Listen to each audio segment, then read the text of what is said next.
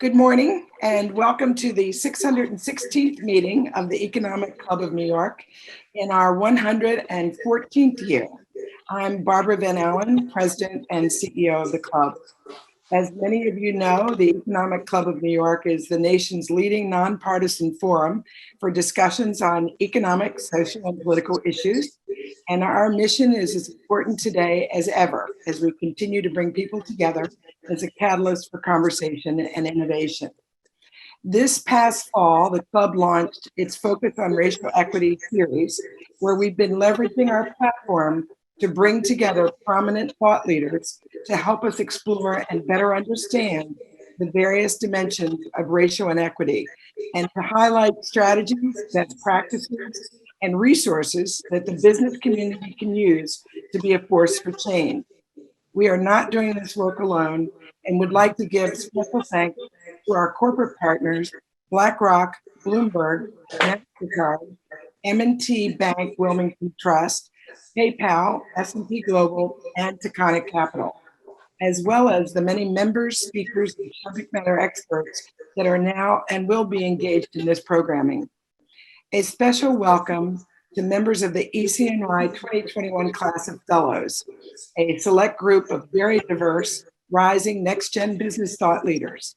Welcome also to the graduate students joining us today from Fordham University and the Fashion Institute of Technology. It's a pleasure for me to now introduce our special guest, Henry Louis Gates. Henry is the Alphonse Fletcher University Professor and Director of the Hutchins Center for African and African American Research at Harvard University. He's an Emmy and Peabody Award-winning filmmaker, literary scholar, journalist, cultural critic, and institution builder.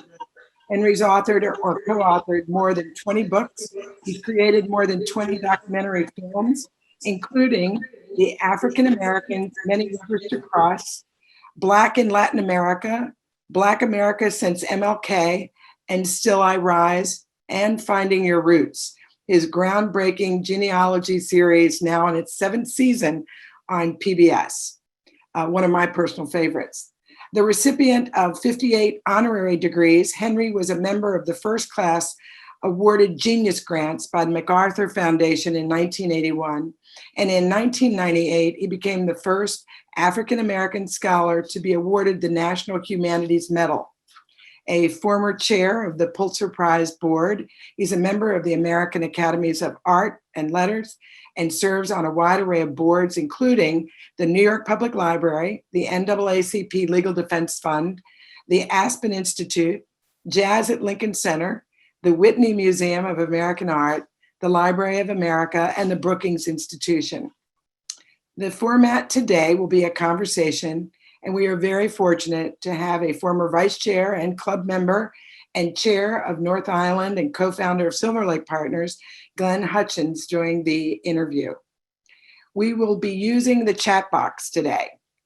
So that function is there for you to use. Feel free to put questions in the box, and Glenn will try to get to as many as he can. We will be ending promptly at 12:15. And as a reminder, this conversation is on the record and we do have a fair amount of media on the line. So without further ado, Glenn, I'm going to pass the mic to you, sir. Thank you, Barbara. Welcome, Skip. Nice to have you with us. Thank you.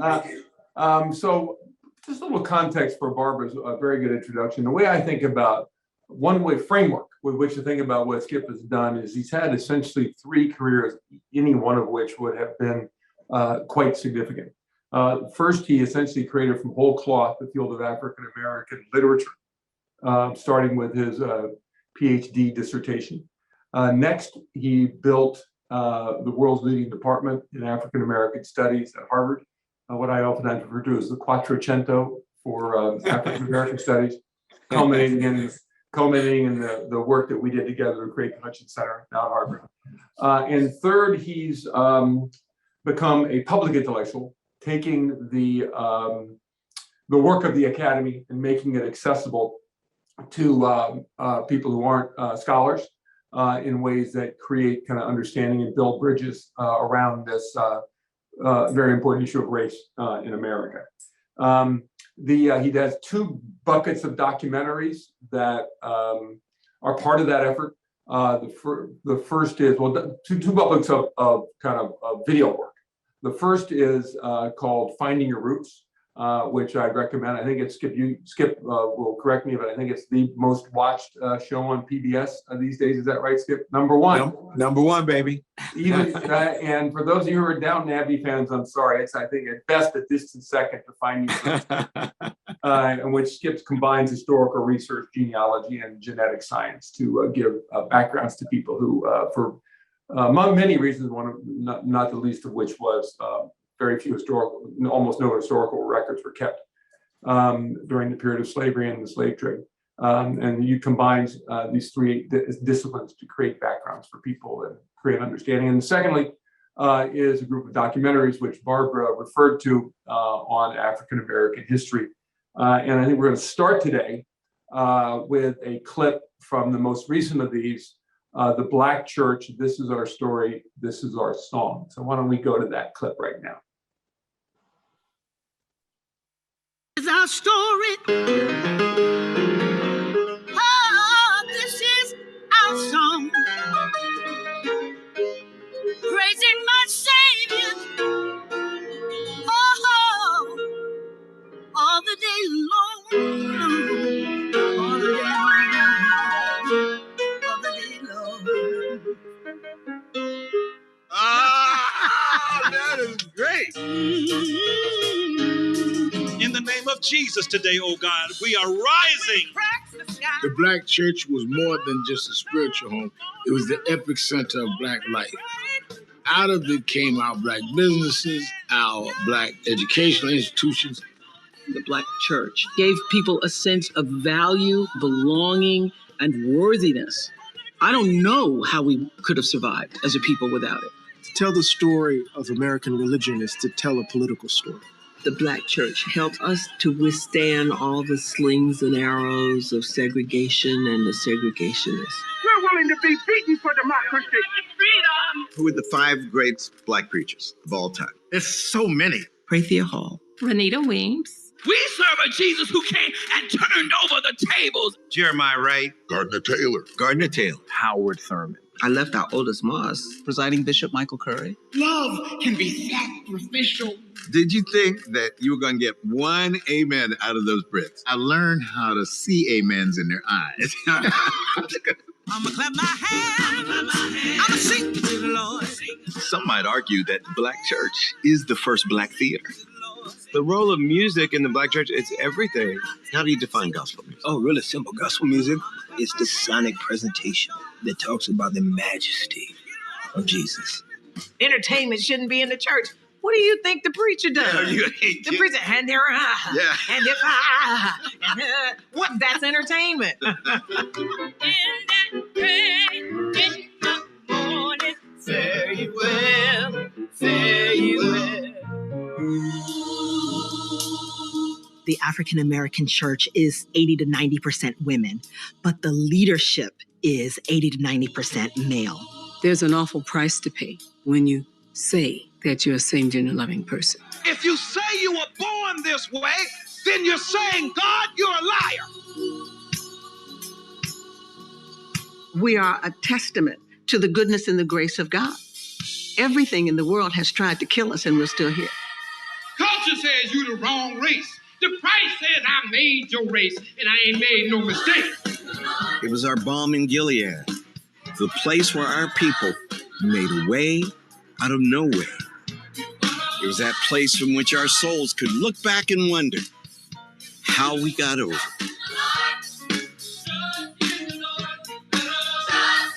We call it the church.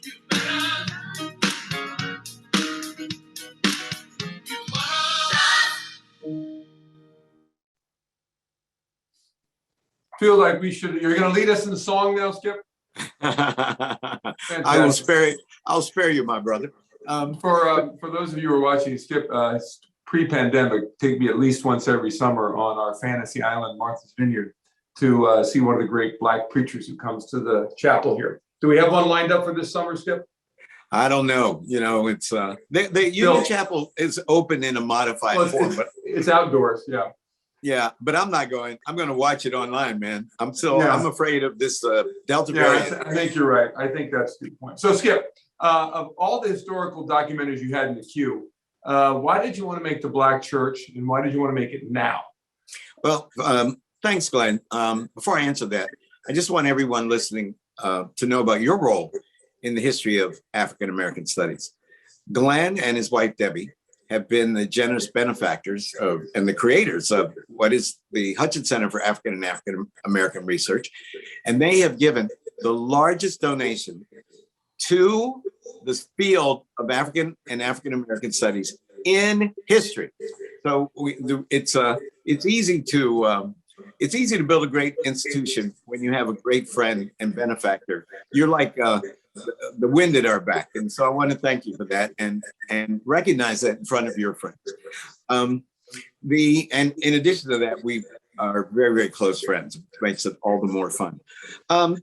The Black Church is the oldest, most continuous, and most important institution in the history of the African American people. It's the birthplace of Black music, Black poetry, Black sermons, and Black politics. It was a cultural laboratory where people would get together in a call and response way. They would be illiterate, but hear verses of King James Bible read to them. And they would then riff on these verses from the King James Bible and make poetry out of it. Some of the greatest poetry in the history of the West. When Antonin Dvorak came from the Czech Republic in 1893, he looked all over America and he said he only found one original contribution of the American people to world civilization. And that was the music of the spirituals, the music of our enslaved ancestors. And that came right out of the bowels of the church.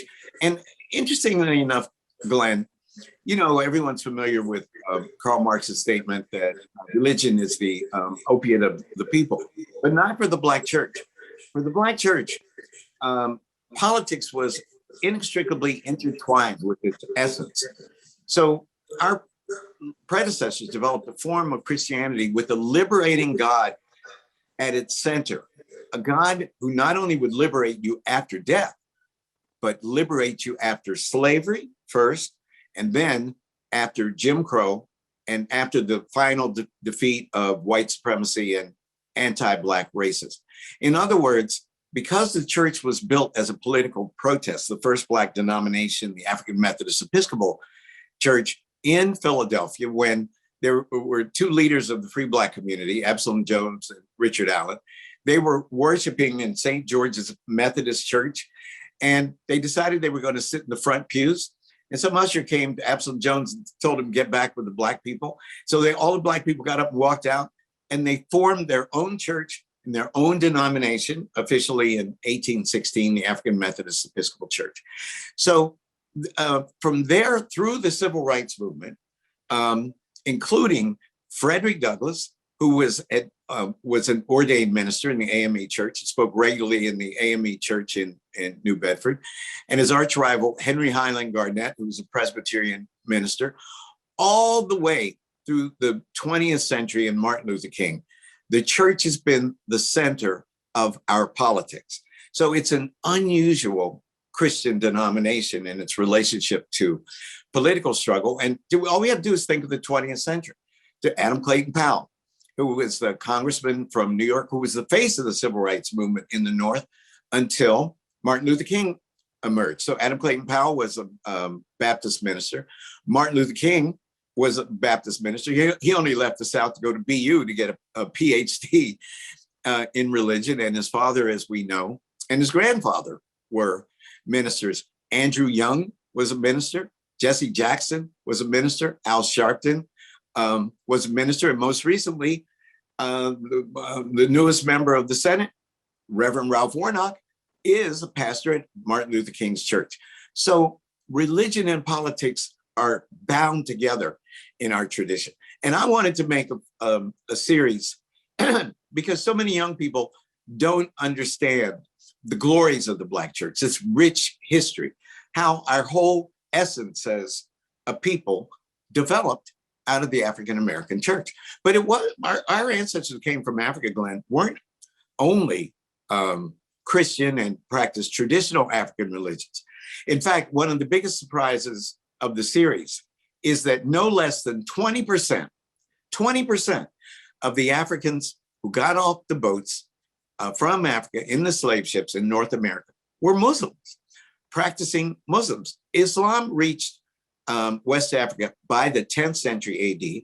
And by the 12th century AD, we know that the practice of Islam was widespread in Senegal and Gambia. And 24% of our ancestors came from Senegambia. So they were Muslim. They were Muslims when they got on the boat, and they were Muslims when they got off the boat. I had a really funny experience filming in the church in Savannah. It's called the First African Baptist Church in 1773. And there's this strange language carved into one of the pews. So we flew a linguist down from Harvard and we filmed it live. We didn't tell him, we didn't prep him. And I said, well, professor, what language is it? He said, it's Arabic. And Glenn, 2 stories below, down in the kitchen, there was a Black lady, a major figure of the church, and we could hear her screaming, it's not Arabic, it's cursive Hebrew, it's cursive Hebrew. But it was Arabic, no question about it. And out of that blend of Islam and some Roman Catholics, because the Kingdom of Congo converted to Roman Catholicism in 1491, the year before Columbus sailed across the ocean. This is like, go figure, right? The king even sent his son to Europe to be educated, and he returned in 1516 as the first bishop in sub-Saharan Africa. So, and Congo sent about 25% of our enslaved ancestors too, and many of them were baptized Roman Catholics or Congolese Roman Catholics. So you had a mixture of practicing Muslims, practicing Roman Catholics, and then the bulk of the Africans practiced traditional African ancestral worship. And out of that blend of those 3 religious forces came, that was the roux, the stew, the base out of which African-American Christianity was born. Skip, one of the, we'll come back to this in some depth at the end of this, but one of the reasons why the Economic Club of New York is doing this series is to help business leaders think through how they can help address the issues that have been presented, that are represented by what you just talked about. As you know, the meals program that we set up with my family foundation during the pandemic used the African American churches in Harlem and the Bronx to distribute food, nutrition to this population. Is the Black church is that an example of how the Black church is a vector that the business community can interact with in order to help address and foster change? Oh, without a doubt. If you want to reach the Black community, you have to start with the Black church. I mean, sooner or later, all roads lead to the Black church. Even still, I saw one survey from Pew, the Pew Research Center, said 98% of the African-American people believe in God. I mean, we're the most religious people on earth. And even if you don't go to church anymore, you came out of the church. And this is true for our secular forms as well as our sacred forms. I don't know if you've seen Questlove, Summer of Soul, and I commend everybody. This was shot in Harlem in the late 60s, and the film footage languished for 50 years in the basement. Then they brought it out, and they produced this fabulous, it's like the Black Woodstock in summer '69. Week to week, there were these amazing performers. And so I made a list, and every performer, including Gladys Knight and Nina Simone and Mahalia Jackson, certainly, every performer came out of the church. And so it wasn't only cultural forms, but our economic forms, there were no white people putting money in the collection plates. And these Black institutions, our first institutions, born under slavery, were totally sustained economically by Black people. and not by rich Black people, but by Black people putting pennies and nickels and dimes in a collection plate. You know, they had one form for the building fund, and then one envelope for the preacher. You know, that was the Cadillac fund, we used to call it, irreverently. And then a missionary envelope. And people would tithe, and it was a self-sustaining economic institution. So Black people through the church became capitalists early on. And I think that we have underutilized the potential of the Black church. What do I mean by that? Well, I have many Jewish friends who, when we were in college, used to say they were forced to go to Hebrew school on Saturday, right?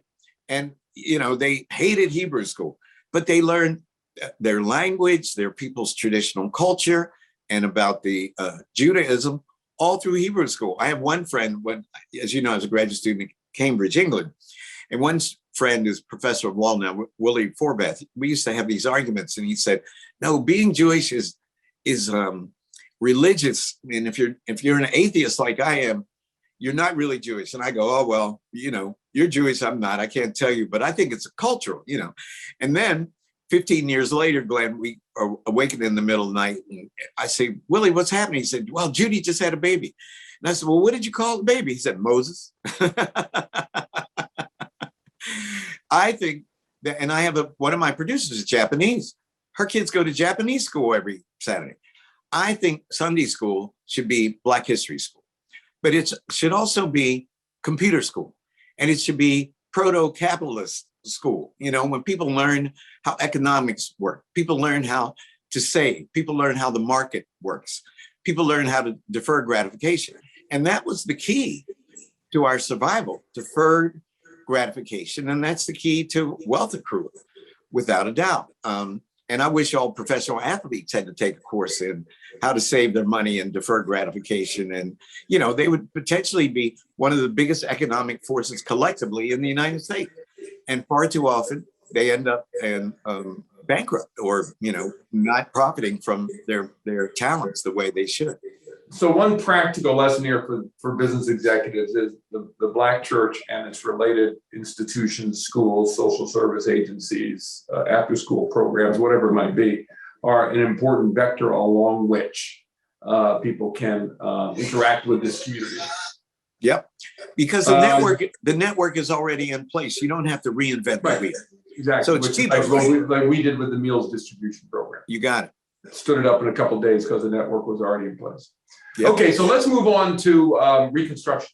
Okie dokie. Which sounds a part of our distant past, but has, in your view, relevance to today, which we'll come back to. But Skip's documentary immediately before the Black Church was Reconstruction America After the Civil War. It was accompanied by a very, very good book called Stony the Road. And let's show a clip of that, and we'll talk a little bit about Reconstruction. Most of us know that our country fought a civil war in the 1860s, but less is known about what came afterward, the chaotic, exhilarating, and ultimately devastating period known as Reconstruction. Did you ever study Reconstruction in school? No. A paragraph or two. We never really studied it. I didn't learn anything about Reconstruction.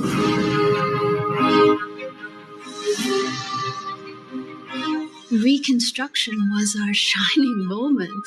It's the second founding of our country. Overnight, people who have been defined as property take leadership positions in the South. So this is an incredibly heady moment, kind of like Barack Obama becoming president. But those Black folks had no idea of the cliff they were heading towards.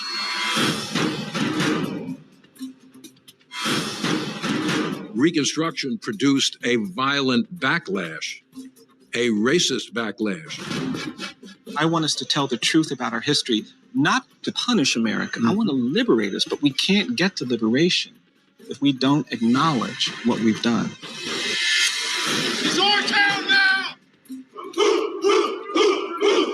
Do you believe that we as a nation are still undergoing the process of Reconstruction? You might almost say it never ended. We are still trying to come to terms with the consequences of the end of slavery in this country. This is a chapter of our history that's been misrepresented and misunderstood. It's time that we acknowledge the true story and complete the work of reconstructing America.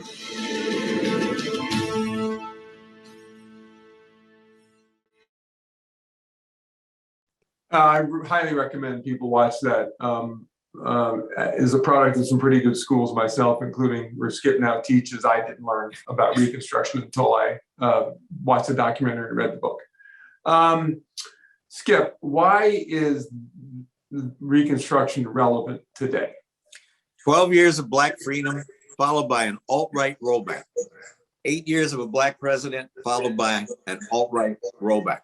Reconstruction, today's era post-Obama is a mirror of Reconstruction. So that's why I decided to make the Reconstruction story. It was in the middle of Barack Obama's first term, and I happened to be at Fair State University in Michigan, which has the world's only Jim Crow collection, the Jim Crow Center. And they collect all that racist memorabilia that, has been part of Western culture for centuries and centuries. And Glenn, already in the middle of Barack Obama's first term, they had a whole section of racist representations of Michelle and Barack Obama. And I was horrified. And I realized that while many intellectuals, Black and white, were celebrating so-called the end of race and the end of racism, because they had these new kind of Black people in the White House, that the slumbering beast of white supremacy had begun to rear its ugly head. Zora Neale Hurston, in her great novel, Their Eyes Are Watching God, has this phrase, when the flood comes, it's in the Florida Everglades.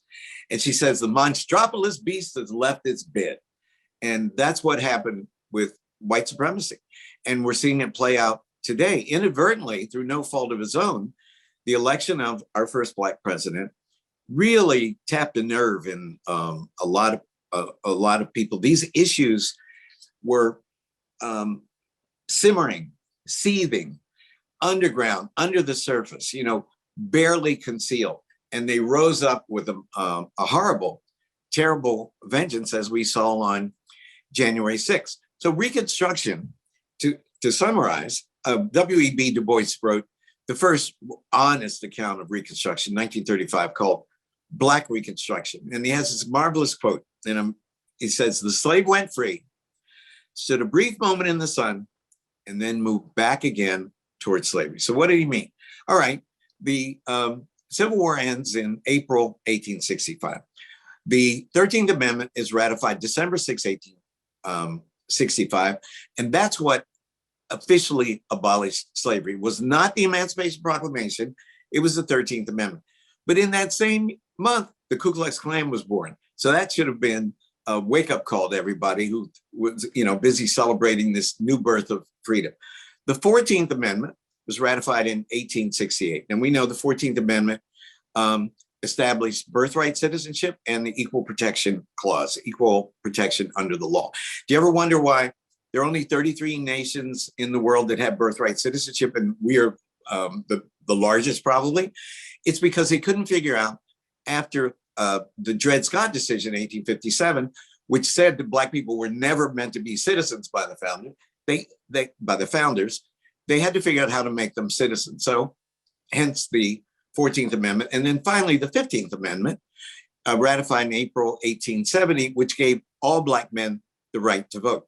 But here's the surprising thing. All Black men in the South, in the former Confederacy, got the right to vote 3 years before, in 1867, because of the first Reconstruction Act, which was passed in March 1867. So in the summer of 1867, I call it the first Freedom Summer, all Black men in the South got the right to vote, when Black men in the North at this time, free Black men, could only vote in 5 of the 6 New England states and in the state of New York if they satisfied a $250 property requirement. That's something that is counterintuitive. We think that because the northern states abolished slavery long before the Civil War, they abolished slavery, but they wouldn't give Black men the right to vote. But Black men in the South got the right to vote. Now, Glenn, most of these men were illiterate because it was illegal to teach the formerly enslaved to read and write. And 90% of our ancestors were enslaved, 10% were free. Of the free, about half were in the South and half were in the North. So you had all these illiterate Black men. So how did they respond to the right to vote? 80% of them registered to vote, man. One of the most moving moments in filming Finding Your Roots is when I showed Congressman John Lewis, closest thing to a saint I've ever met, his great-great-grandfather, Tobias Carter. I showed him Tobias Carter's voter registration certificate in Alabama in the summer of 1867. And John, he froze, and then his head just, boom, hit the table, man. He wept like a baby. I cried too. It was deeply moving. Then we figured nobody in his family, because of voter suppression, voted between Tobias Carter and John Lewis because of the Voting Rights Act. So 80% of all the Black men in the South registered to vote. And in 1868, they cast their ballots for Ulysses S. Grant. Now, Grant won the Electoral College overwhelmingly, but he only won the popular vote by 300,000 ballots.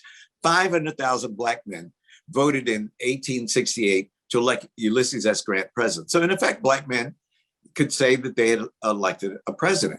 And between 1870 and 1877, the golden age of Reconstruction, those Black men elected 16 Black men to Congress, including 2 who were appointed to the United States Senate and 14 elected to the House. But after 1877, it all began to dissipate because of the Hayes-Tilden Compromise, when the North, or the Union, Washington, withdrew the federal troops that were protecting Black men's right to vote. And I'll tell you how dramatic it was. It starts in 1890. Each former Confederate state rewrote their state constitution, and they didn't include race-specific language, just as we see happening today throughout the South and throughout Republican-dominated states. No race-specific language, but they instituted poll taxes, literacy tests that only my fellow university professor Larry Tribe could pass, and property requirements. It was horrible. And I'll tell you how effective it was. You know, we tend to forget that South Carolina, Mississippi, and Louisiana were majority Black states. And I want to repeat that. South Carolina, Mississippi, and Louisiana were majority Black states. And Florida, Alabama, and Georgia were almost majority Black states. So it was like a mini Black republic. And the former Confederates said, this is too much Black power, and we have to denude that power. And so with these new state constitutions, they effectively took away the right to vote for Black men in the South. How effective was it? 1898, Louisiana, 130,000 Black men registered to vote. By 1904, after the passage of the new state constitution in Louisiana, that number had been reduced precisely to 1,342. That's amazing. And that's what some people would like to see happen, particularly in Stacey Abrams' state up there. When we talk about is the church still relevant, Stacey Abrams couldn't have turned Georgia without the role of the church. And that's why we have to fight all of these attempts to restrict the right to vote, because they are aimed at Black people. Yeah. Let's come back. Let's come back to that in a minute. There was also the prison labor was used as an instrumentality, correct? Totally. Peonage. You know, they established vagrancy laws. So a bunch of Black guys could be standing on a corner and they could be arrested and ended up on the chain gang. Remember all those? Remember saying, yeah, what a lot of people don't realize is an exception inside the 13th Amendment to the abolition of slavery was for people who committed crimes. You got it. And man, they drove a truck through that loophole and they rounded up Black men. After all, cotton continued to be the leading export crop in the United States through the 1930s. And cotton, as you know, is labor intensive. Somebody had to pick that cotton. The South made enormous profits off because they had free labor, right? I mean, slavery. So they substituted one form of free labor with another form of free labor, which was the penal colony, the prison population. And the Civil War monuments that were established 25 years after the Civil War. Yeah, well, that's when the narrative was rewritten from a war to end slavery to a war between the states, which quickly morphed into a war between brothers. At the 50th anniversary reenactment of Gettysburg, they did not allow one Black person to go to Gettysburg to attend that commemoration. Black people explicitly were forbidden to attend.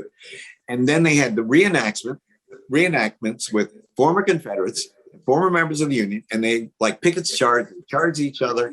When they got to the middle of the battlefield, they threw down their weapons, hugged each other and cried and asked, how could we have killed 750,000 Americans died in the Civil War?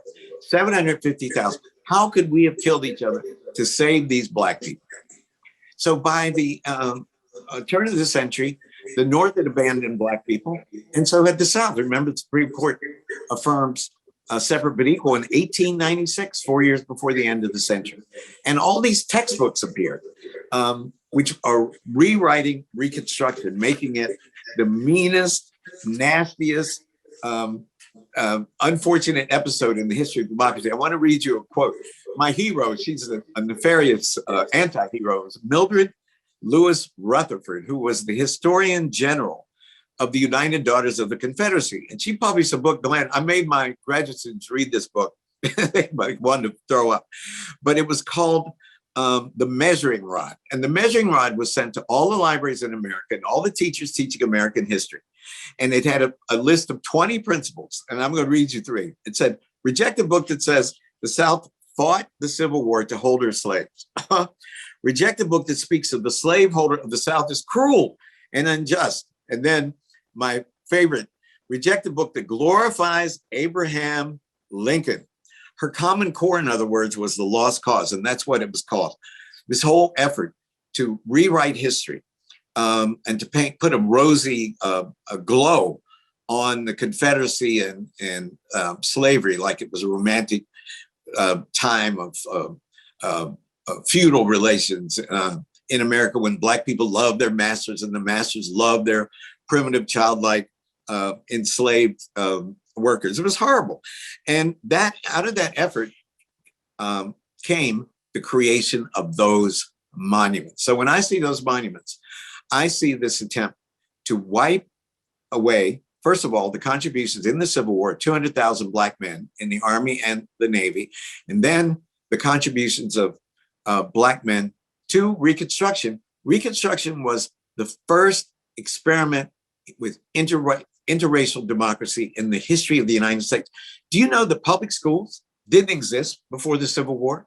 And public schools came out of those interracial Reconstruction governments in the former Confederacy, which were soon wiped out with the rollback of Reconstruction. Glenn, you're muted, bud. Thank you. I was getting an echo. So place the attempts to rewrite the history of January 6th insurrection in the context of this. Are we seeing history repeating itself? Absolutely. It is the big lie has come back. I've never seen anything like this. I was watching CNN last night. 75% of Republicans think the election was rigged. You know, what's that about, man? I think that because we have so many forms of alternative media, you know, there's not a unified story that we, the people of America, hear or can tell ourselves. But so that's true. And I think the proliferation of media outlets is a really good thing, of course. But the fact that this one bizarre narrative is embraced by such a large percentage of one of our major parties is flabbergasting. But it's also, you're saying nothing new. It's a page out of the old playbook. It is Reconstruction, the rollback to Reconstruction all over again. So one last, we got, I think 2 or 3 minutes before Barbara's going to cut us off. Time flies. Time flies. Go back to the purpose of this series that we're doing at the Economics Club. What can American business people learn from this, and what can they do? Obviously, quite notably, a number of businesses have taken stands on the voting rights questions in states like Texas and Florida and Georgia. So what along those lines can the business community, how should they think about this, and how would you recommend they act? Well, two ways. One in terms of vetting educational programs, and the other in terms of understanding what a comprehensive fix would be. Okay, let me take the latter one. No one knows what it would take for the curve of class within the Black community to equal the curve of class in the white community. You know, what am I saying? The percentage of Black people in the middle class would be the same as the percentage of white people in the middle class. The percentage of Black people in the upper class would be the same as for white people, and the percentage of Black people, the lower end of the spectrum, would be the same. What would it actually cost to affect that end? I would like to see the business community commission an ideologically neutral think tank to do a study to say, okay, this is what it would take. And Glenn, you know, one night you and I were talking, and you did a back of the envelope calculation, and we were talking about $10 trillion, you know, we were just riffing. But I would really like to know, with sophisticated economists on the left and on the right saying, all right, we're not going to blame anybody. We're going to say this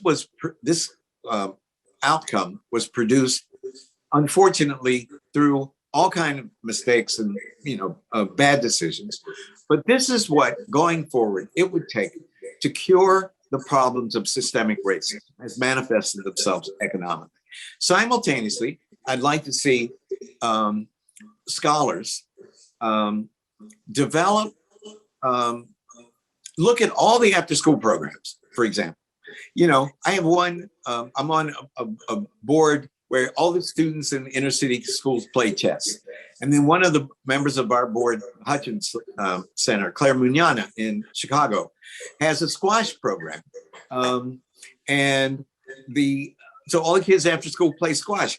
I don't know. I mean, would it be better for all the kids in inner city schools to play chess and squash?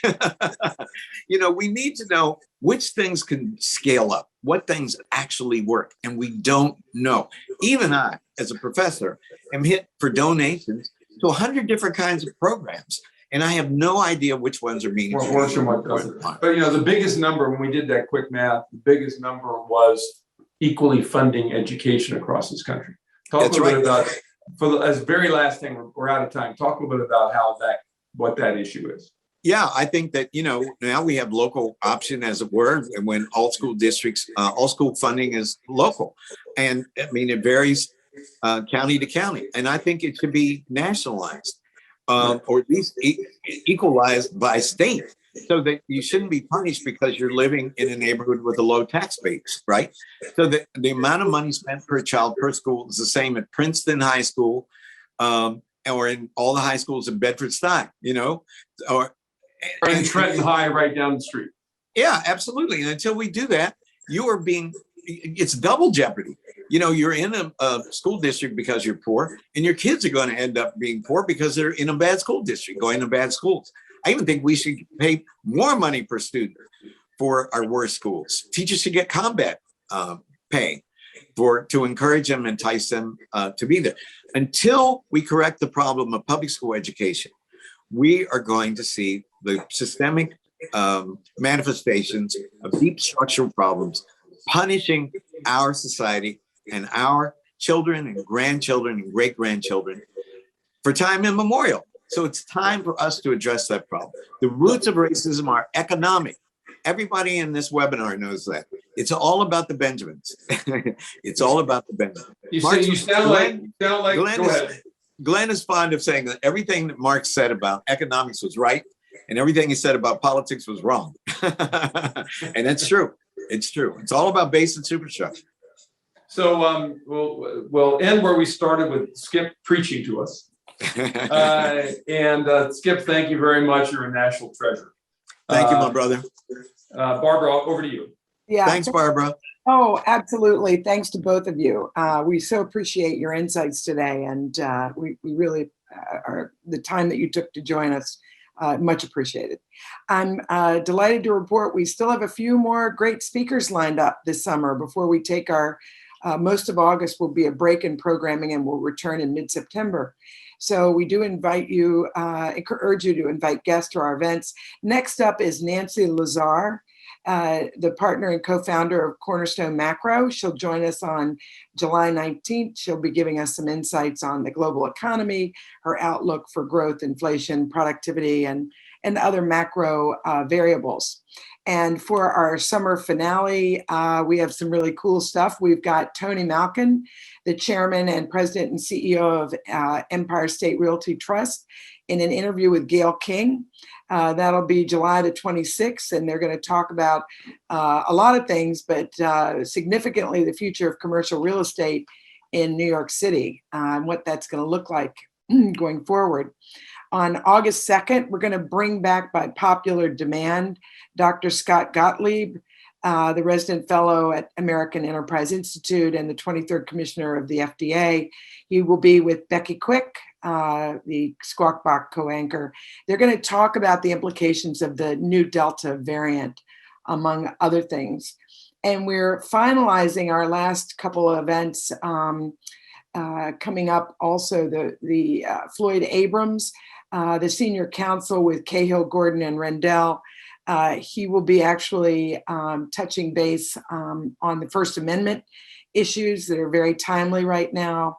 And then we have Steve Cadigan, the founder of Cadigan Talent Ventures, on his new book, Workquake. It's all about bringing folks back to work and how strategies for doing that as we go into this hopefully post-COVID period.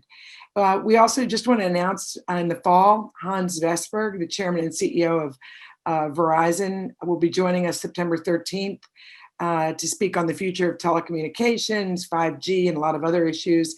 And then John Williams, our very own chairman of the Economic Club of New York, he will be in his capacity as CEO of the Federal Reserve Bank of New York, addressing the club September 19th, and will give insights on the economic outlook. And then I just want to be sure to thank our members of the Centennial Society that joined us today for their contributions as they helped to make this kind of program possible. And of course, if you joined as a guest and are interested in learning about membership, please use the email address on the screen to reach out to us. Again, thank you for joining us today, and please stay healthy and safe.